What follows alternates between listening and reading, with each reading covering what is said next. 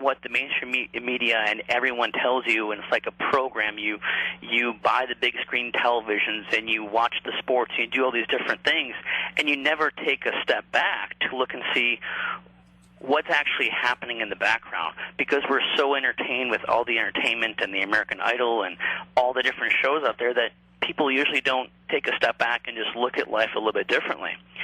So being in a frustrating situation where the income that I had dropped overnight, as well as many other people across the country, I became very frustrated. And then I started to look at life a little bit differently. And I started to ask questions. I said, how could the economy basically collapse overnight? Who has control of this? How could it just happen? How could we be going along and there's this big boom and basically overnight? And what I wanted to search for was the truth and the facts. I wasn't going to listen to the mainstream media anymore. I wanted to find out the truth. In over a year's time, I started to look at the facts and the truth of what's happening. Why do we have this big border fence project? And we're so worried about if you fly from Montana to like Minnesota, and we want to make sure that you say who you are. But I don't think people understand. I had all the contracts on like the border fence project. There's big gaps in the fence. Anyone can come across the border. That's why the illegal immigration is so huge, because anyone can come across. If you don't go where the ports are or the port of entries, anyone can come across. So I said, the contradiction was, we're so worried about the terrorism, but what about the border? Here I had all these contracts, and they basically ended overnight. So in like a nutshell, I sent out this information to my friends and family, and I became to understand that people didn't want to hear the truth. People are so caught up in the propaganda that they didn't want to hear the truth. And I started saying, well, these people are sheep. They're not looking at what's happening. And when I started to look at the facts of the economy, I said, my goodness, this economy could collapse any second.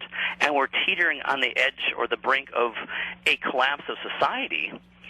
I said, I need to create something that can help people understand what's happening, try to put it in a format that is websites, and provide the information to you to be able to have you look at the facts and come up with your own opinion.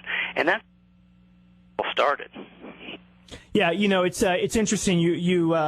That story is one that so many people can relate to.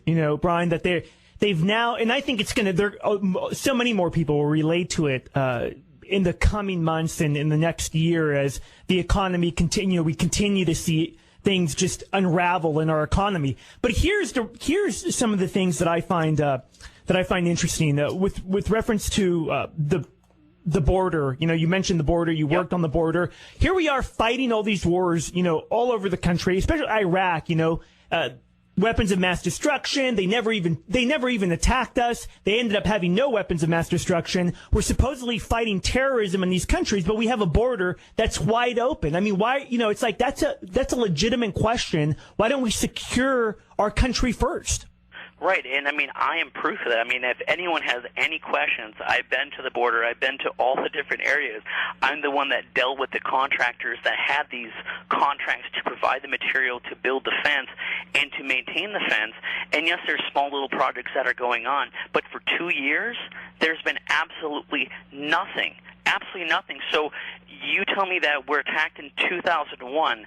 In 10 years, anyone could cross the border. Anyone with any type of whatever, but it hasn't happened.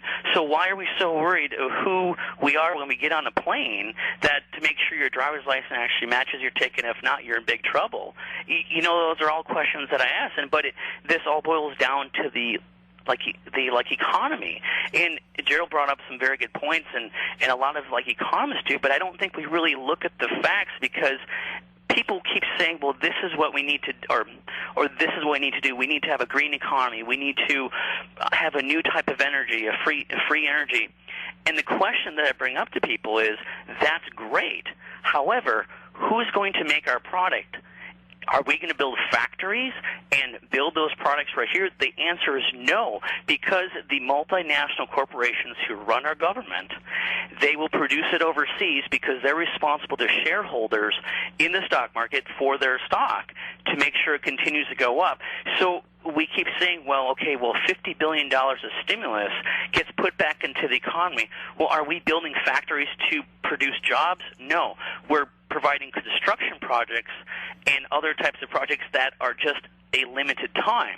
So the problem is that this has been going on for a while, and the reason why I think people need to be concerned for what's happening in the economy is that we are being held by a leash and saying it's getting better, it's getting better, it's getting better.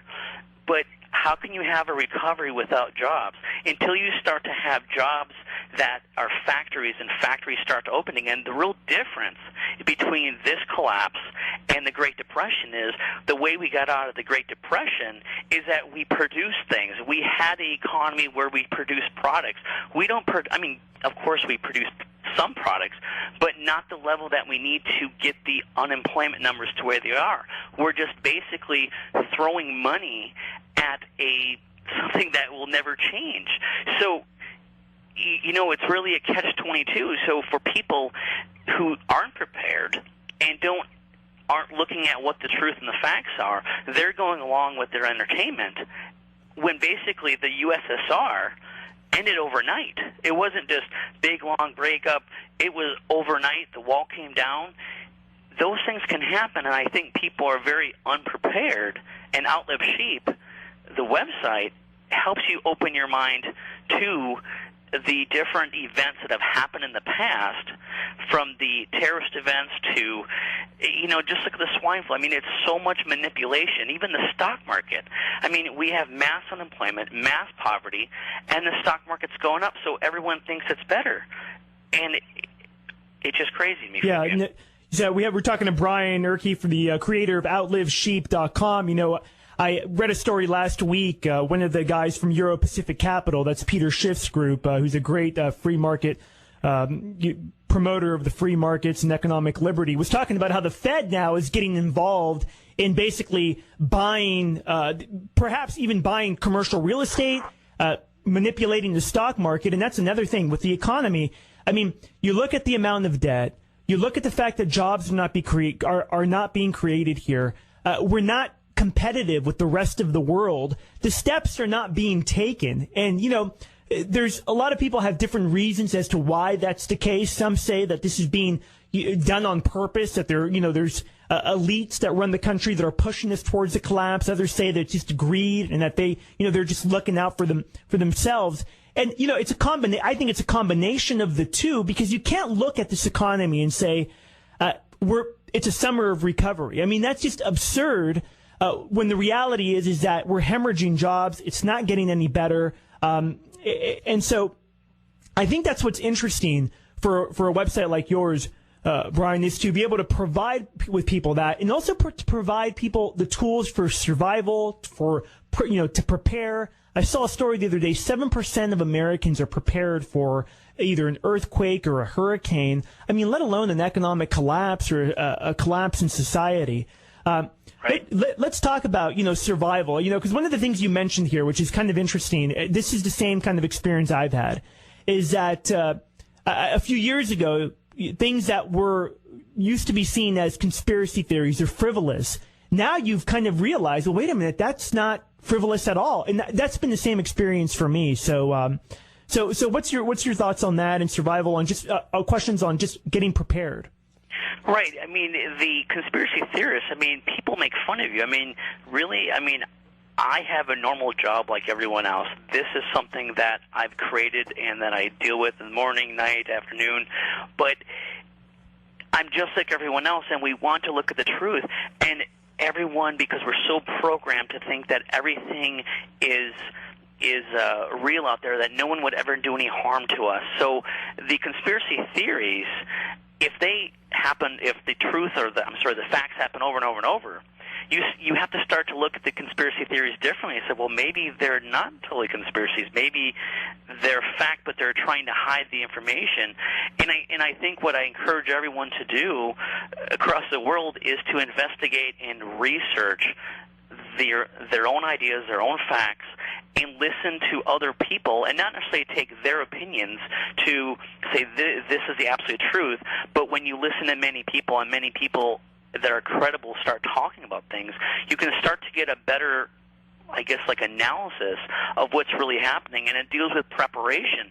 So with what's happening, I mean, just look at the like oil spill, the environmental damage that has been done.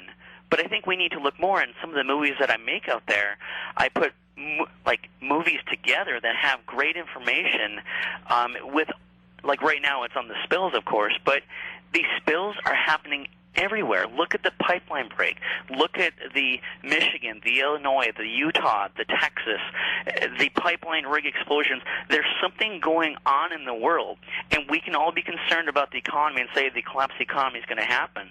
But I think there's something bigger than that. That is whatever God's creation or plan is, but something's happening to our world that's changing, because it's not just the spills even in the United States. It's happening all over the world. But the problem is, when you listen to the mainstream press, they only give you bits and pieces, and then we forget about what happened. Outlivesheep, I archive all the data, so you can type in spill and you get all the spills that have happened. So the question I ask is, what's happening to the earth where all these pipelines are breaking in San Bruno in Illinois? It's more than a coincidence. This just doesn't happen that you have the worst spills in the history of the United States. What's happening? But what preparation do you have? If there is a natural disaster, mind you, the economic collapse could happen any day. I don't know when it is. I don't have all the answers, but my family and I are prepared. So what are those things? Those are having an external food supply, dry food, storage. We're so relied upon the supermarkets providing us food. In a chaotic situation, there's only 1 to 2 days worth of food in the grocery stores. What are you going to do when you can't get food? Just look at the past evidence with the government helping with the natural disasters like Katrina.